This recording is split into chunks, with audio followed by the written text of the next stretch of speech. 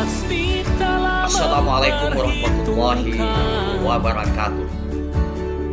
Kawan-kawan dimanapun Anda berada, salam sejahtera dan salam perubahan. Di penghujung napas kekuasaan Bapak Presiden Jokowi sedang berada dalam detik-detik sakaratul maut kekuasaan dengan menggali atau mengerjakan kuburan kekuasaan. Di mana-mana rakyat marah menuntut Bapak Presiden Jokowi segera mengakhiri kekuasaan, dimakzulkan atau diturunkan secara paksa dengan kekuatan people power.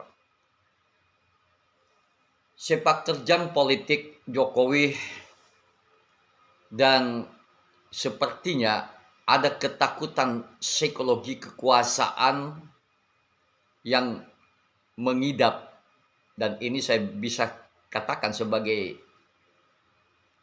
mengidap penyakit kejiwaan, karena sepak terjang sebagai seorang presiden sudah di luar nalar yang sehat dan bahkan menjijikkan. Bagaimana peran Jokowi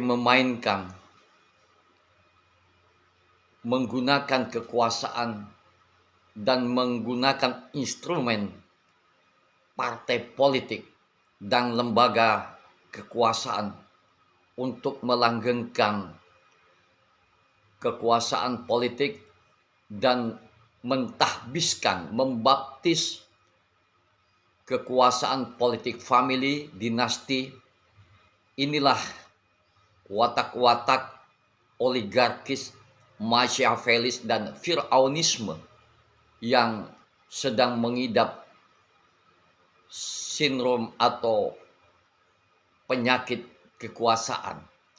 Ini yang dialami Bapak Presiden Jokowi sekarang ini.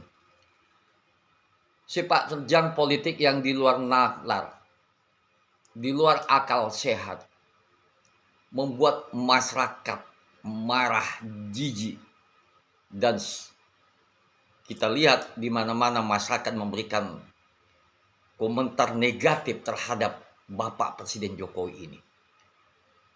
Tidak lagi memiliki kompetensi, tidak memiliki lagi martabat di depan rakyat, karena kelakuan sepak terjang yang dimainkan sekedar melanjutkan kekuasaan politik dengan mendorong-dorong anaknya untuk menjadi penguasa di negeri ini, yang tentu saja orang menilai kapasitas anak beliau itu jauh panggang dari api.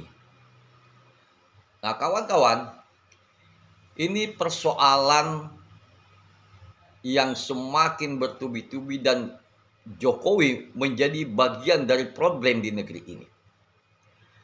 Saya bisa paham, kita semua bisa paham kenapa Jokowi memiliki ambisi besar, libido kekuasaan, birahi kekuasaan untuk mendorong-dorong anaknya untuk menjadi wakil presiden. Pertama, beban utang negara yang sudah di luar nalar, yang mendekati 8.000 triliun. Kemudian dosa-dosa politik, penyalahgunaan kekuasaan, abuse of power. Belum lagi terkait soal IKN, proyek ambisius dari rejim Jokowi ini, dengan cara memberikan lisensi kaplet merah kepada investor Cina itu. Kemudian yang paling menyedihkan dan paling membuat tidak nyenyak tidur Bapak Presiden Jokowi adalah isu indikasi soal ijazah palsu. Nah, setumpuk problem-problem ini akan dihadapi oleh Bapak Presiden Jokowi pasca berakhirnya kekuasaan. Dan ini fakta yang harus dijawab oleh Bapak Presiden Jokowi. Gugatan-gugatan publik terhadap mafia-mafia politik, mafia ekonomi yang makin struktur selama dibawa kekuasaan Bapak Jokowi. Oleh karena itu, kesan di masyarakat bahwa Jokowi ini bermain di dua kaki, Prabowo dan Ganjar, dan semua orang tahu Anies Baswedan adalah menjadi common enemy, menjadi musuh bersama dari rejim Jokowi ini, dan tidak ada file di dalam kekuasaan Jokowi, tidak ada file di kepala Jokowi bahwa Anies Baswedan diendus menjadi presiden. Dan pada sisi lain, menginginkan ada sebuah perubahan kekuasaan politik, dan pikiran masyarakat sekarang ini mendorong Anies menjadi presiden sebagai antitesa dari kebobrokan, dari pembusukan politik yang terjadi selama ini. Nah, ketakutan-ketakutan itulah yang membuat Pak Jokowi tidak nyenyak tidur, sehingga sepak terjang beliau dengan menggunakan Mahkamah Konstitusi, yang kebetulan Ketua Mahkamah Konstitusi adalah ipar beliau. Ini sebuah praktek politik yang sangat menjijikkan dan membuat generasi milenial, generasi muda Indonesia tertawa-tawa melihat bagaimana kelakuan seorang presiden yang mempertontonkan kegenitan politik dan tidak mendidik sama sekali bagi pendidikan politik dan pengembangan demokrasi di negeri ini. Dan demokrasi semakin rusak, semakin hancur selama kekuasaan Presiden Jokowi. Nah, kawan-kawan, ini yang menjadi problem kita. Dan kita lihat bagaimana turbulensi politik. Saya merasa ada hal yang aroma detik-detik sama dengan situasi politik menjelang tumbangnya Presiden Soeharto 1998.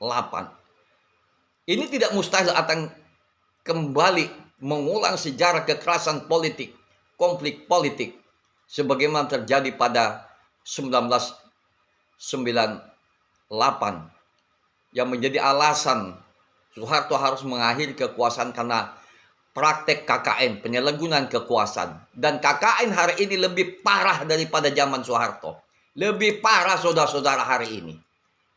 Kalau itu menjadi reasoning, menjadi alasan menumbangkan rejim Soeharto 98, hari ini lebih parah lagi di zaman Orde Baru. Saudara-saudara sekalian, inilah watak oligarki, kekuasaan yang dikendalikan oleh pemilik modal. Sebetulnya saya pribadi kasihan melihat Pak Jokowi berada pada sebuah pusaran kekuasaan yang busuk yang dikendalikan oleh kekuasaan oligarki dan pemilik modal. Kawan-kawan, dimanapun Anda berada, mari kita berdoa. Indonesia sedang menunggu pemimpin yang membawa perubahan ke depan menjadi bangsa yang besar. Pilpres 2024 bukan saja membaptis pemimpin, tetapi menentukan nasib masa depan Indonesia.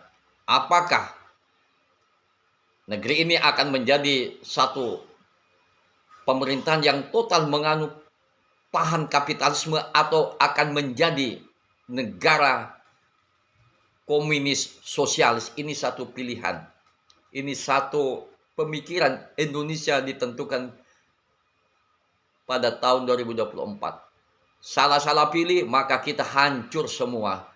Saudara-saudaraku, dimanapun Anda berada, salam sejahtera dan salam perubahan. Assalamualaikum warahmatullahi wabarakatuh.